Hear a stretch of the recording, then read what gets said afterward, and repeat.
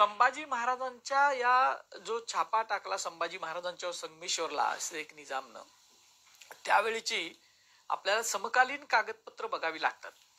आता त्याच्यामधला एक सगळ्यात महत्वाचा पुरावा जो मिळालेला आहे तो, ज्याला आपण प्रथम दर्जाचा पुरावा म्हणतो, तो आहे फ्रान्सिस मार्टिन याची एक डायरी प्रकाशित झालेली आहे. आणि तो त्यावेळेला पॉंडिचेरीचा गव्हर्नर आहे, फ्रेंचांचा गव्हर्नर आहे. आणि त्याला संगमेश्वरच्या जवळ जे राजापूर ठिकाण आहे तिथं काउंटर होतं फ्रेंचांचं. ते खूप जवळ आहे संगमेश्वर आणि राजापूर, आपण बघितलं तर लक्षात येईल. तिथून त्याला बातम्या समजत होत्या स्वराज्यातल्या सगळ्या. आणि त्याच्यामध्ये संभाजी महाराजांना फेब्रुवारी मध्ये पकडलंय आणि मार्च मध्येच त्यानं नोंद करून ठेवलेला आहे की संभाजी महाराजांना त्यांच्या ब्राह्मण सर कारकुनांनी पकडून दिलं.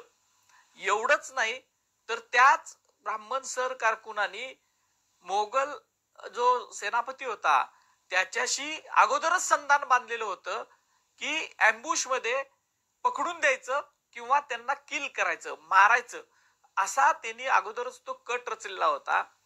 आता याच्यामध्ये कोण सर कारकून सामील होते याचा थेट उल्लेख आपल्याला मिळत नाही, पण त्यावेळेचे जे ब्राह्मण सर कारकून आहेत यांची नावं आपल्याला उपलब्ध आहेत. आता ह्याच्यामध्ये अनेक महत्वाचा विषय आपल्याकडे येतोय की संगमेश्वर याचं देश कुलकर्णी पद आहे. संगमेश्वरचा जो भाग होता तो देश कुलकर्णी पद हे अण्णाजी दत्तोकडे आहे. म्हणजे त्यावेळेला अण्णाजी नव्हता पण त्याच्याकडे होतं. दुसरं, संगमेश्वर खुद्द संगमेश्वरचं कुलकर्णी पद हे सुद्धा या अण्णाजी दत्तोकडे आहे. आणि अण्णाजीला हत्तीच्या पायी दिल्यामुळं त्याच्या बरोबरची जी मंडळी सगळी होती ती सगळीच दिली, ती सगळीच सापडलेली नव्हती. आणि इतकं, आणि संगमेश्वरवर ज्यानं छापा टाकला शेख निजाम जो होता मुकरब खान, तो वसमत मधला आहे आपल्या महाराष्ट्रातल्या, त्याची जागीर वसमतची आहे. आता परत ह्याचं लिंक अशी आपण लावू शकतो की वसमतचं कुलकर्णी पद सुद्धा अण्णाजी दत्तोच्या बापाकडे होतं. आणि तोच सगळा वसमतचा जो जागीरदार आहे परत मोगलांकडचा, तो शेख निजाम हाच परत संभाजी महाराजांच्यावर छापा टाकतो आणि संभाजी महाराजांना पकडून घेऊन जातो. आता ही सगळी लिंक जर आपण बघितली तर याच्यामध्ये जो मार्टिननं उल्लेख केलेला आहे तो प्रथम दर्जाचा आहे. आणि त्यामुळं परत इतिहासाच्या अभ्यासाची नवीन द्वार जी आहेत ती खुली झालेली आहेत.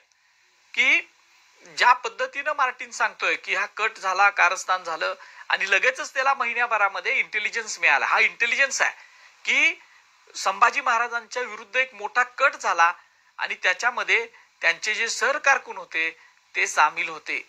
ह्या सगळ्या गोष्टी बघितल्यानंतर आपण असं म्हणू शकतो की इतिहासाला पुन्हा एकदा संभाजी महाराजांची जी पकड जी झालेली आहे त्याच्यावर नव्यानं अभ्यास करावा लागणार आहे.